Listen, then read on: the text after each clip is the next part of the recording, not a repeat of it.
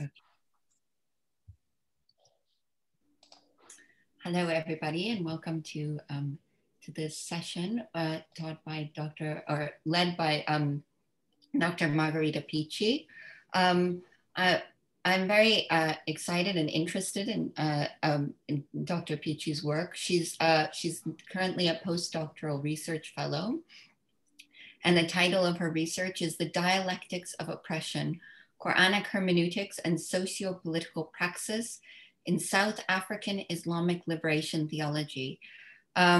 It's absolutely fascinating and timely work at this moment, and we're very much looking forward to this analysis of the preaching in the Claremont Main Road Mosque on gender liberation. Thank you so much for agreeing to this conversation, and we're looking forward to this talk. Thank you. Thank you, Karen. Let me share the screen. Here we are. Okay. So thank you, Karen, for the introduction. Thank you, Johanna, for the invitation. Good afternoon, good morning, or good evening to everybody, according to your time zone. So this paper that I am presenting to you today is a seminal outcome of a postdoctoral research study I began in October 2019. This focused on the community tafsir that is performed in Friday and Eid sermons in Cape Town's Claremont Main Road Mosques during the late apartheid and the post-apartheid period.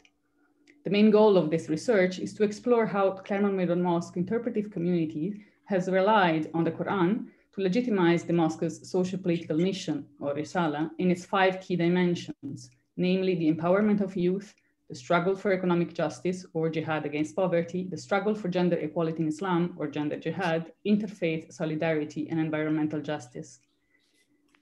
By choosing to focus on tafsir in sermons, I am grounding on Talal Assad's notion of Islam as a discursive tradition that cannot be reduced to textualized concept, and on Abdul Qadir Tayyib's definition of the sermon as the occasion for a Quranic recitation that, open quote, recalls and reproduces, however dimly, the divine eruption in 7th century Arabia, end quote.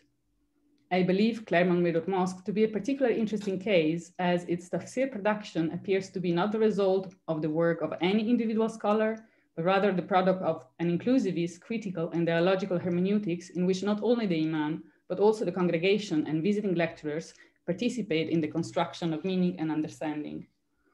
So given the impossibility of conducting field research in a time of a pandemic, so far I had to limit my analysis to those sermons, the transcript of recording of which is available online.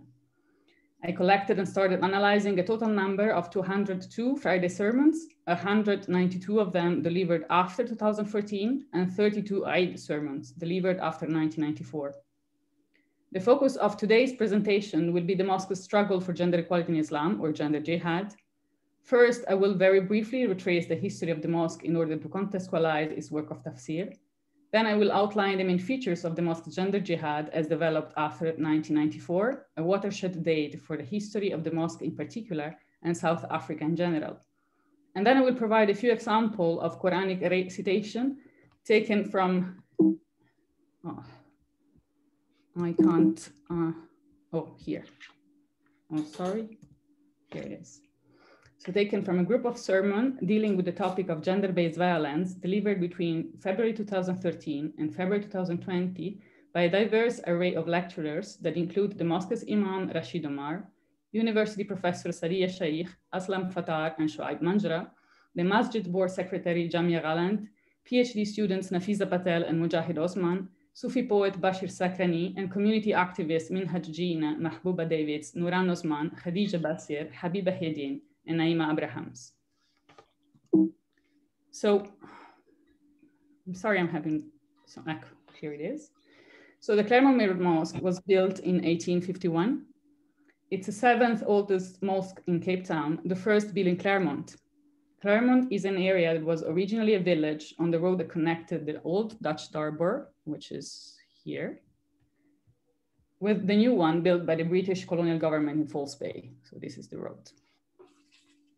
The mosque was formally established in 1854 through a sort of waqf It was actually a secular deed of transfer, as Cape Town was ruled by British colonial law, but it was meant to be a waqf.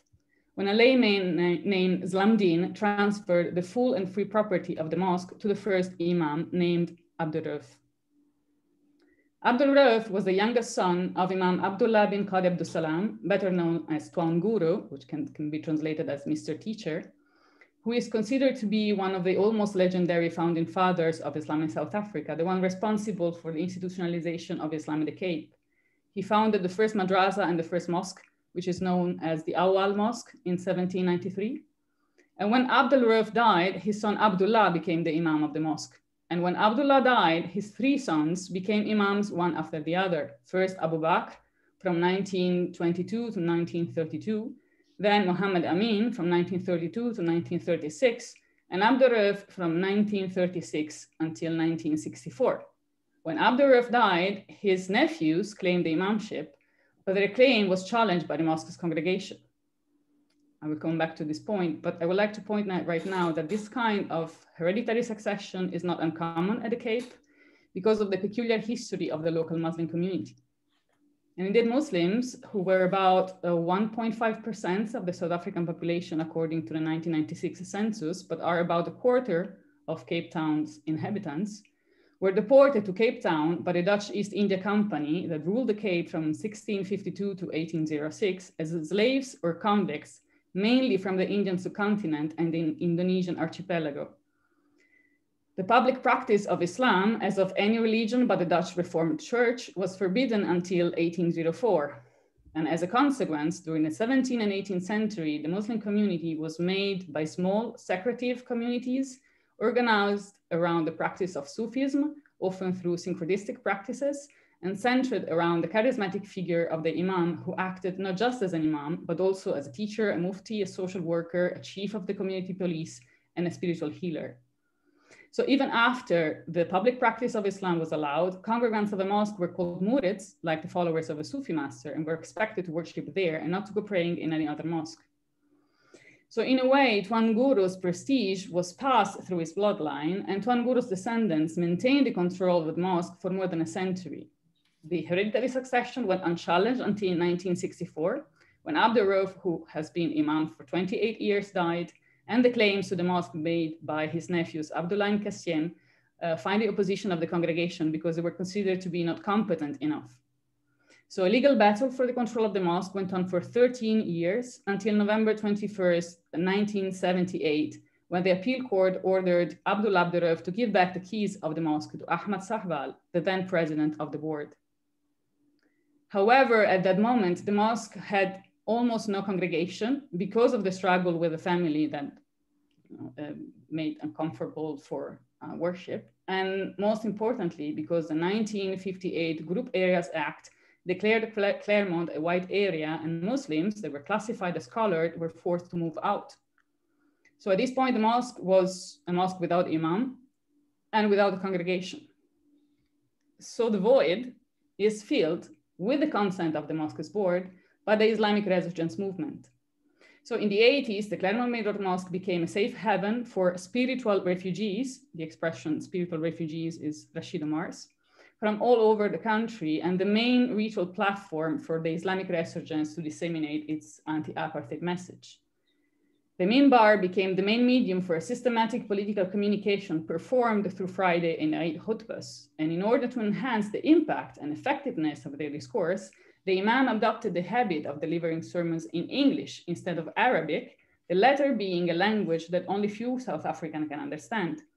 And it should also be noted that the mother tongue of most working class Cape Muslims is not English, but Kaap Afrikaans.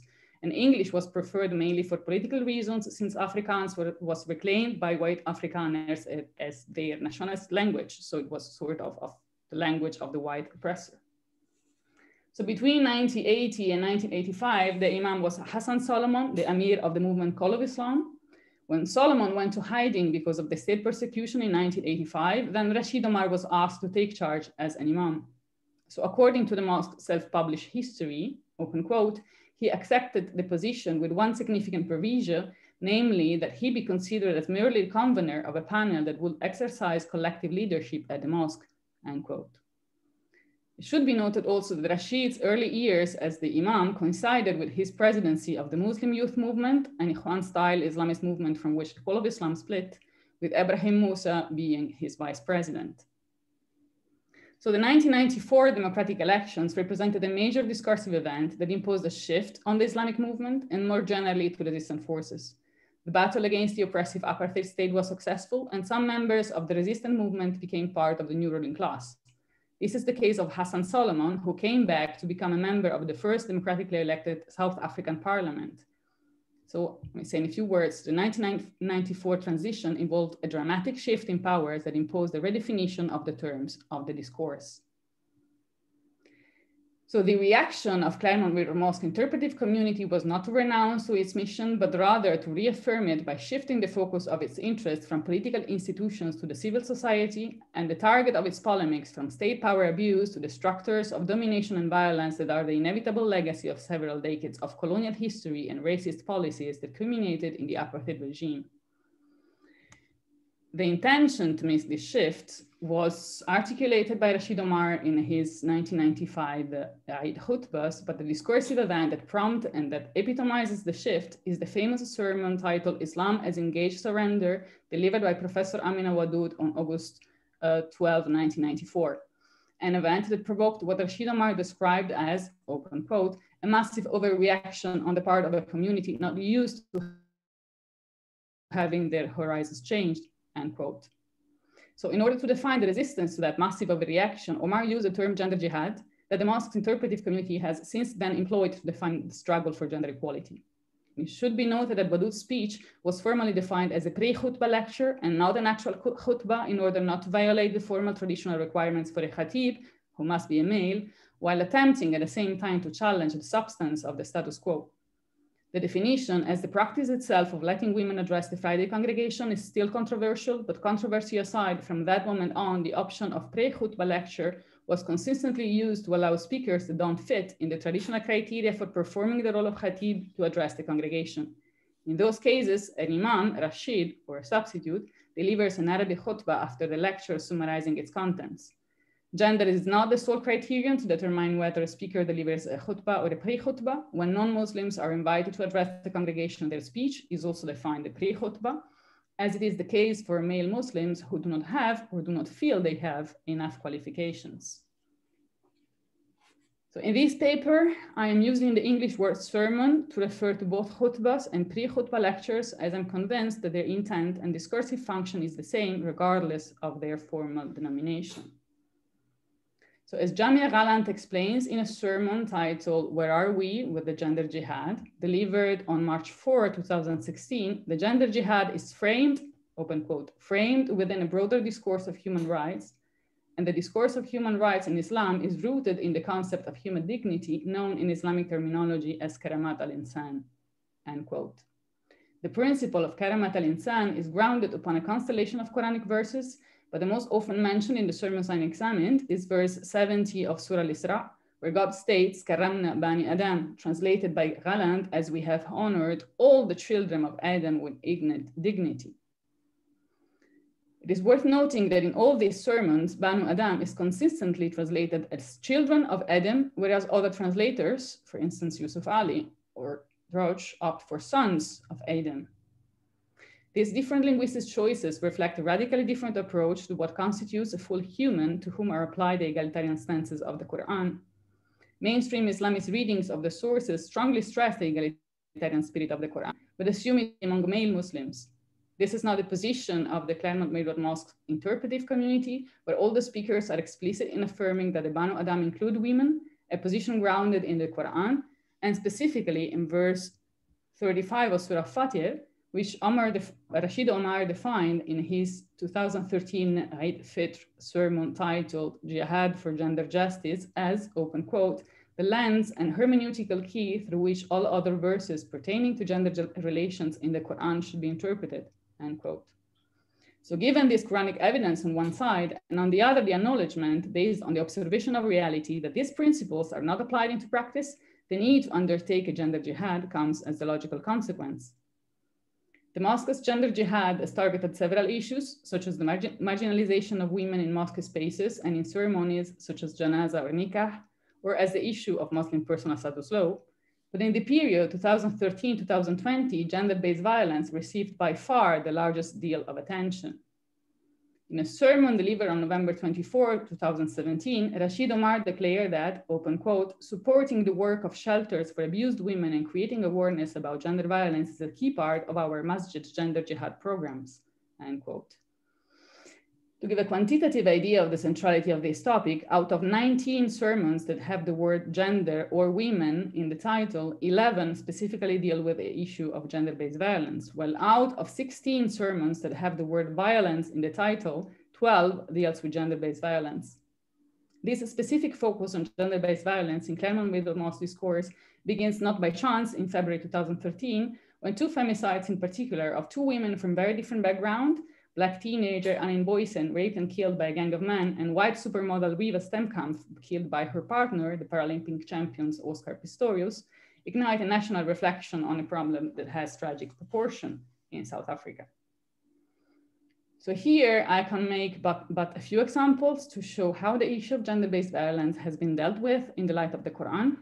And I shall start from a sermon titled Combating Gender Violence, delivered by Nafisa Patel on February 14, 2014, and the first anniversary of the femicides. So Patel opens her sermon by reciting, without translating, the three opening verses of Surah Taqweer, where God, open quote, draws our attention to certain signs that characterize his low yet violent decay of this present world, end quote, and then reciting verse 8 and 9 of the same surah, translating them as follows. When the female child is buried alive, and man is questioned, for what sin was she killed? This is a non-literal translation of the verses, one that shifts the subject that is questioned by God about the crime from the ma'uda to a genetic man. We might say from the victim of the femicide to its perpetrator. The interpretation is implicit in the translation, as Patel does not elaborate on that.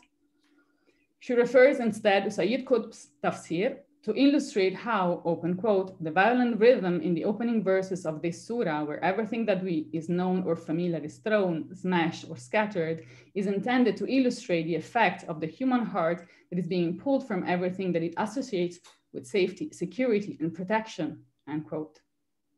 She then follows the same violent rhythm of this surah to illustrate, and open quote, the current scourge of rape and other forms of gender violence that is presently gripping and crippling our communities, end quote. And she does that by making a rapid list of 8 particularly gruesome cases of rape or femicides committed in South Africa and abroad, preceded by the same formula. We live in a society, in a world where this kind of horror happens.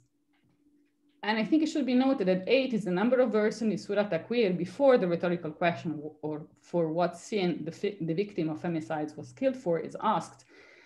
And I would like to point that Quranic recitation is not just the recitation of words, but it involves also the recitation of the Quranic rhythm, in a way, his musicality. So Patel consciously chooses to rely on a crude and even disturbing language to highlight how femicides and the feminicides of baby girls in particular epitomizes jahiliyyah or pre-Islamic ignorance.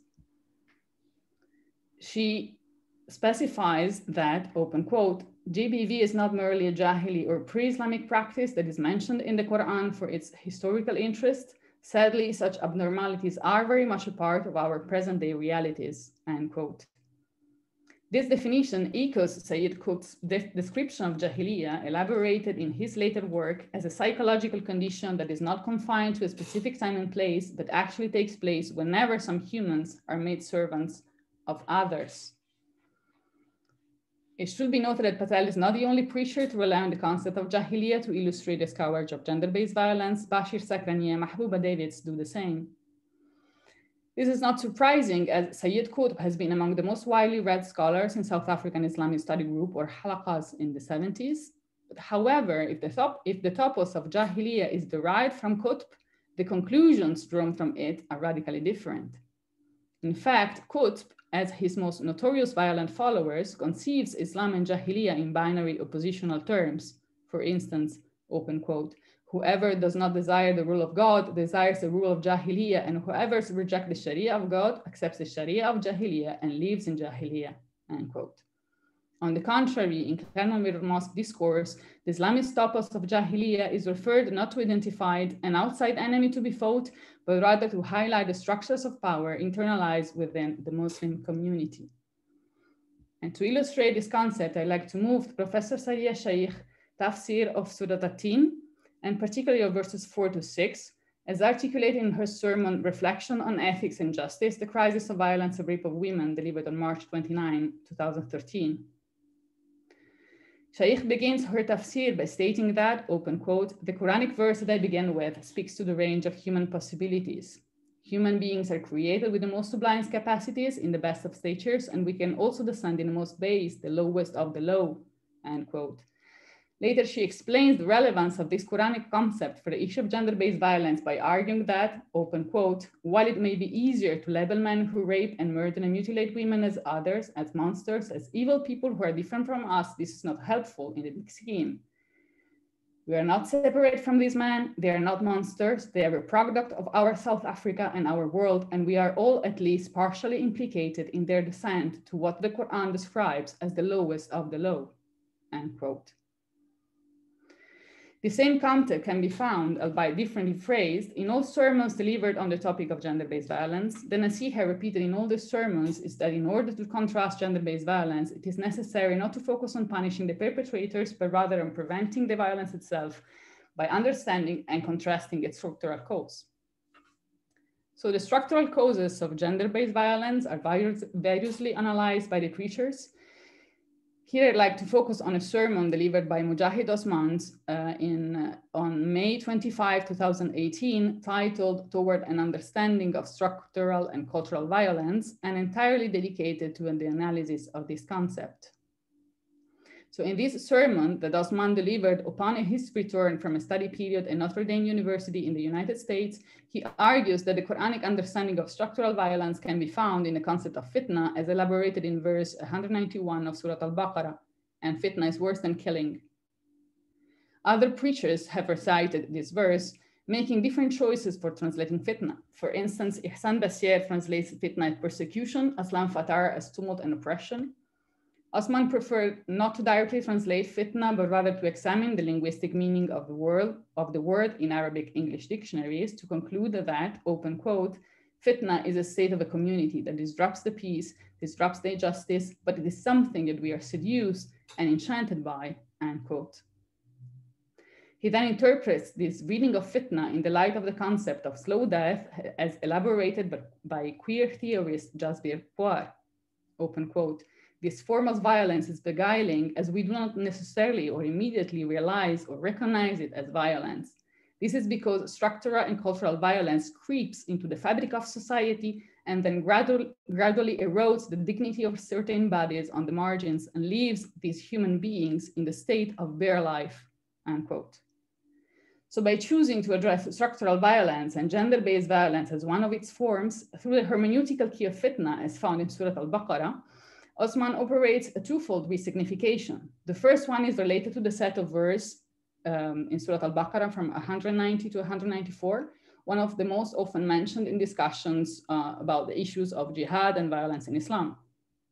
For instance, it is in his commentary of these verses that Sayyid Qutb elaborates at length his concept of jihad as a struggle that Muslims must actively fight to eradicate the oppressive powers that obstruct the path of Islam.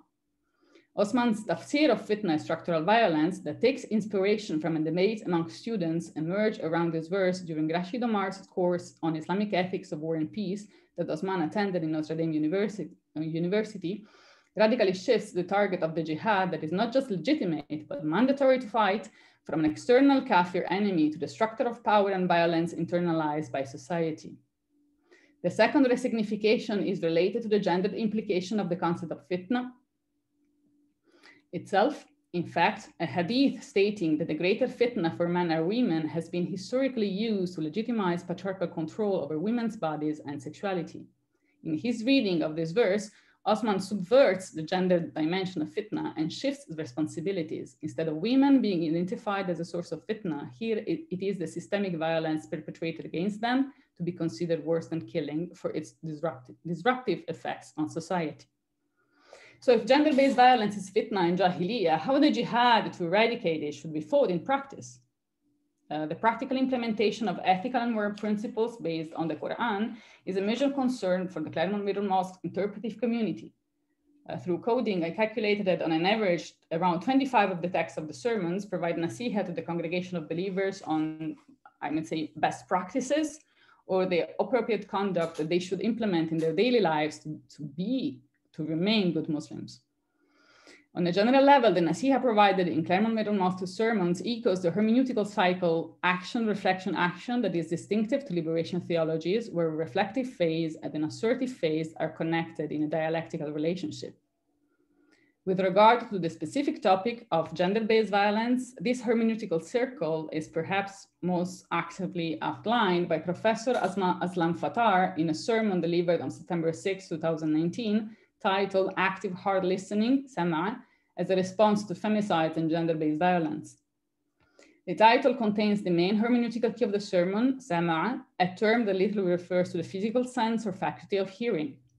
The term appears 22 times in the Quran. The focus of Fattar's tafsir is verse 37 of Surah Al-Qaf that he recites in Muhammad Assad's translation. In this, behold, there is indeed a reminder for everyone whose heart is wide awake, that is, everyone who lends an ear with a conscious mind. Muhammad Assad's translation of the verse is peculiar for its interpretive rendering of liman kana lahu qalbun, which is translated as everyone whose heart is wide awake, instead of the more literal who has a heart. The qualification of the qalb is wide awake is taken by Assad from Zamakhshari's tafsir of this verse, where the qalb is described as wa'ayn. Sorry for my Arabic. لأن من لا يعي قلبه فكأنه لا قلب له, because who is not aware or conscious of his heart is like he doesn't have a heart at all. So by rendering Sama' as active heart listening, Fattar builds on Muhammad Assad's tafsir of Zamakhshari's tafsir and conflates in one term the semantic implication of Sama', qalb, and shahid. He explains this interpretation of Sama' by stating that, open quote, listening with one's heart and with a conscious mind gives us some chance to disrupt our intuition and understandings. Perhaps such listening will enable us to better intuit, understand, and act, end quote. The nasiha advice is, open quote, to listen with the heart to the suffering of our mothers, sisters, nieces, and daughters, end quote. The suffering of women, Fattar further explains, is given voice in the Quranic dua pronounced by the Mustad'afun in verse 75 of Surah An-Nisa, which he translates as follows: Our Lord, rescue us from this habituation and place whose people are oppressors. This is not Assad's translation. Fattar independently renders qaryati zalimi ahluha as habituation of place instead of city or town or land, as it is more commonly rendered. It appears to me that this shift follows the same process of resignification outlined earlier for Jahiliyyah. In other words, in Fattar tafsir, qaryat refers to a condition rather than a physical place. It's a metaphor for the state of mind in which those whom the Quran describes in verse 18 of Surah Al-Baqarah as deaf, dumb, and blind live. So the chance to listen with a conscious mind to the experiences of women is provided by the mosque itself. It is worth remarking in this regard that a few pre-khutbahs on gender-based violence were delivered not by religious scholars or religious students or university professors, but instead by social workers who were asked to share their experience and knowledge built on the ground. To mention but two examples, this is the case of Nuran Osman, director of the only Muslim branch shelter for abused women in the country, and Habiba Hedin, a working-class woman who works in the Cape Flat townships, who shared her experience as a 9-year-old girl when she, open quote, witnessed the physical abuse of my mother at the hands of my stepfather, end quote. And although in these talks I gave prominence to sermons by students of scholars of religion as they're dealing with the Quranic text is more extensive, for instance, Habiba Hedin does not mention the Quran at all in her sermon, I would like to stress that these kind of sermons should be considered an integral part of the mosque's tafsir, in the sense that these women's lived and embodied experience provide a lens of reality through which the Quranic text should be read. So going back to Fattar's 2019 sermon, he concludes his Naziha by reciting the first part of the same verse, the 75 of Surah An-Nisa, translated as follows: "And how could you refuse to exert yourself or fight in the cause of God and of the utterly helpless men and women and children?" And then reminding the congregation that, open quote, "active listening is a necessary but not sufficient condition for pursuing gender justice. Pursuing the gender jihad means that we, as a community of believing men and women, together should place the struggle for the dignity of women at the principal and strategic heart of everything we do," end quote. In short, the mere act of listening is not enough, and the believer is expected to do something about what he or she hears, but he or she can't do anything without listening first. And that's the action, reflection, action hermeneutical circle of liberation theology I mentioned earlier. So concerning what to do in practice, the preachers give various and diverse practical advice on how to conduct the jihad against gender-based violence. Here I can make back a couple of considerations in this regard. So the first is that there is an increasing emphasis on the importance of calling out abusers for their actions and breaking the silence that surrounds them. This is clearly a consequence or a reaction to the rise of the Me Too movement, which has had a profound impact on the Muslim community in South Africa. In the last 3 years, several allegations for sexual abuse against more or less prominent religious figures were brought to the public attention by testimonies of the survivors. A sermon delivered by Minhaj Jinnah on March 29, 2019, with the title "Toward a Rupture of Islamic Patriarchy" is the earliest to be explicit in this regard. He begins his speech by stating that, open quote, the rupture began with women in one organization coming forward with their experiences of sexual harassment and assault by powerful men within that organization, end quote. And then stresses the importance of breaking the silence around abusive men in power, grounding his call in verse 42 of Surah Al-Baqarah, recited in Yusuf Ali's translation: "Do not cover truth with falsehood, nor conceal the truth when you know what it is."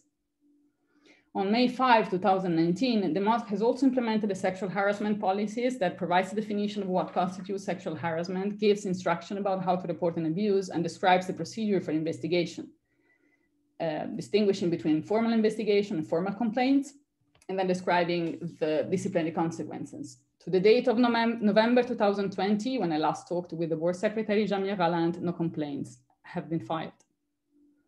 So a second kind of practical advices focuses on encouraging the congregation to rethink gender roles. One example that I find particularly interesting in this regard is found in a sermon by Mahbouba Davis delivered on February 19, 2019, with the title "The Gift of Motherhood." She begins her sermon by reciting verse 1 of Surah An-Nisa, one of the verses most often examined by feminist interpreters of the Qur'an. And she then provides a rather long tafsir of this verse centered on the interpretation of the nafsun wahidatun as the cosmic womb. The womb is the main hermeneutical key of the entire sermon, where gender-based violence is interpreted as anger toward the womb. This focus on the womb echoes Aminah Wadud's famous 1994 sermon on Islam is Engaged Surrender and Professor Sariya Sheikh's work on the divine feminine. So in the final part of the sermon, where she provides the practical nasiha, Davis interestingly relies on a quote by Imam Ruhollah Khomeini, defined as one of the great scholars of our time, who said, open quote, "What the world is in need of today are mothers," end quote. To give the congregation her recommendation, which read as follows, open quote, "The world needs male motherhood too," end quote.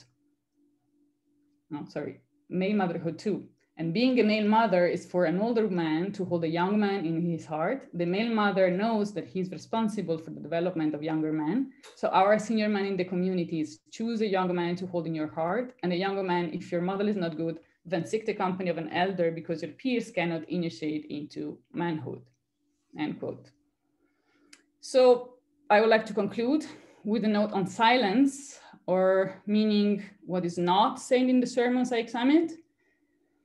I find interesting that none of the sermons that specifically deal with the topic of gender-based violence mentions Quranic verse 434, which is one of the most frequently invoked by patriarchal exegetes as the clear textual basis for the assumed Islamic normativity of hierarchical gender relations and the assumed right of Muslim husbands to discipline their wives.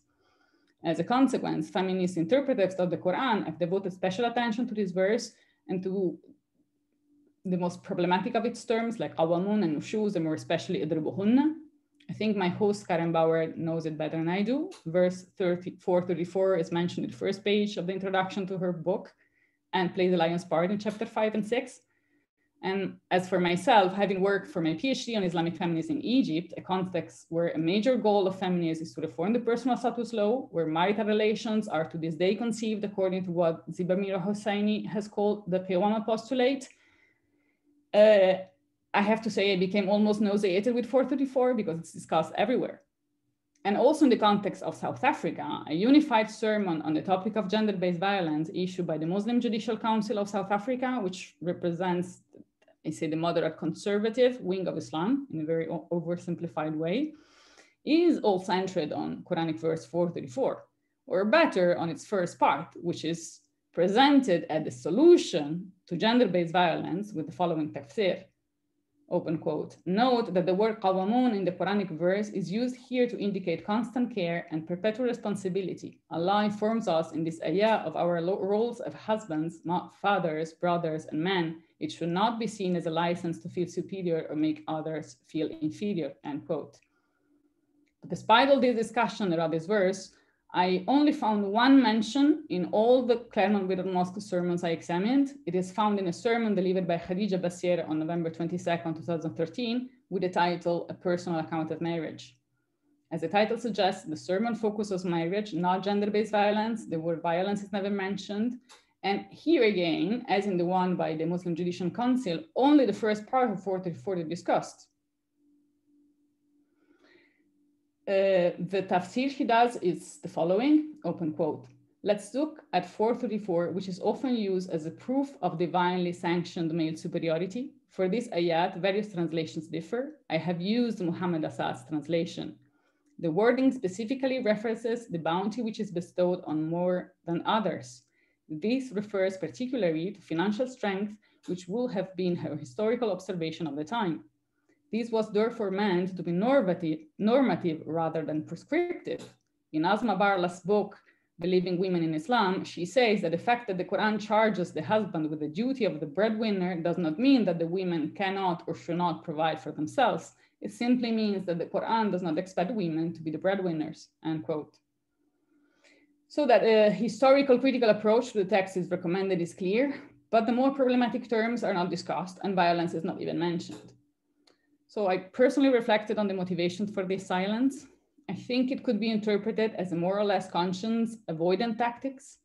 I land more toward reading it as a more or less conscious strategy aimed at breaking the discursive nexus between gender-based violence and verses that seem to legitimize it as 434, and relocated the discussion in verses that help making clear how devastating gender-based violence is for individuals and the community.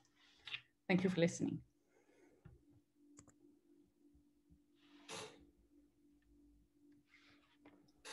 Thank you so much for that. That was a wonderful talk, and I learned a lot from it.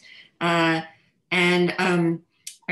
I was really particularly interested in some of the final points that you were making. And it's what I found very fascinating was this kind of break here between the fact that actually some of these sermons relied on classical sources or referred to classical sources and didn't talk about 434. And I think that there's something very interesting going on there because of course we know that most of the people talking about 434 are feminists. So in a sense, by not talking about 434, they were not engaging in feminist tafsir at that moment. And I wonder if in some ways that might have to do with the time of the sermons that you were looking at, the date range, I mean, the period of the sermons that you were looking at. And I wonder if that's changed at all in kind of much more contemporary sermons. But I also wanted to comment on the way that the classical sources were engaged. And now I have these notes on one of these pages of your, thank you so much for sending me the talk, by the way. I very much appreciate that. And so I thought it was really interesting, the reference to Zamakhshari and the heart, and how Zamakhshari says it's qalbun wa'in, i.e. qalbun wa'in. لأن من لا يعي قلبه فكأنه لا قلب له. Right? So in short, what Zamakhshari is saying is that it's the heart itself that's awakened, right? It's the heart that's the subject there. The heart is awakened because of whoever's heart is not, like, I guess you would say conscious or awake, or you could say, let's see, understanding or attentive. Whoever's heart is not attentive, it's as though he has no heart. And what's so interesting in that particular sermon is the way that that the preacher assumes that that the heart is the same. It has the same signification in the Qur'an as it does today, because for the in the Qur'an, of course, the heart means your whole consciousness, your understanding, your mind.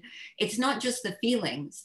And so what's happened here is this kind of very interesting move where you've got what's going on in the Qur'an is the Qur'an is talking about somebody who needs to be awake and aware, right? And heart is a kind of a signification for the mind and feelings, because mind as a term doesn't appear. Of course, it's this Aristotelian sense of heart instead. And then what's going on in Zamakhshari is explaining how that works. And then what goes on in the sermon is it becomes kind of subverted into this whole notion of listening with the heart, meaning listening with love or with your feelings, right? And I'm not saying it's wrong or anything like that, but I'm just saying it's a fascinating, like another aspect of like way of doing exegesis on this, that taking the heart to have those sorts of implications. And so that's then finally, I don't want to take up too much time because I think lots of people have lots of things to say about your wonderful talk. So, but the only final thing that I would like to say is to then return to the idea of the tafsir of praxis, which you mentioned in the title, and to think a little bit about the way that actually after Sadia Sheikh's article on the tafsir of praxis, and I think she's with us today, so maybe she will have some comments on this. But I think that we've all become more attentive to this idea of the lived realities of living out, say, a Quranic reality in people's. And do you see that kind of living out the reality as an aspect of the tafsir that is occurring, the type of tafsir that's occurring around gender-based violence in the Claremont Main Road Mosque sermons? Is that kind of why you brought that terminology in to think about it, is what I was wondering. And so yes, thank you. Thank you, Karen, for the comments and everything. Well, I think personally, the thing that I find more interesting in the discourse of the mosque is precisely the creative use of the diverse sources. And I mean classical sources, feminist sources, queer theories. And it's really, incredibly creative, very express a lot of agency, and every preacher does it in a different way. So I wouldn't say they don't engage in feminist interpretation in the Quran with the 434. They don't do it directly, but when it's mentioned, they refer to feminist tafsir.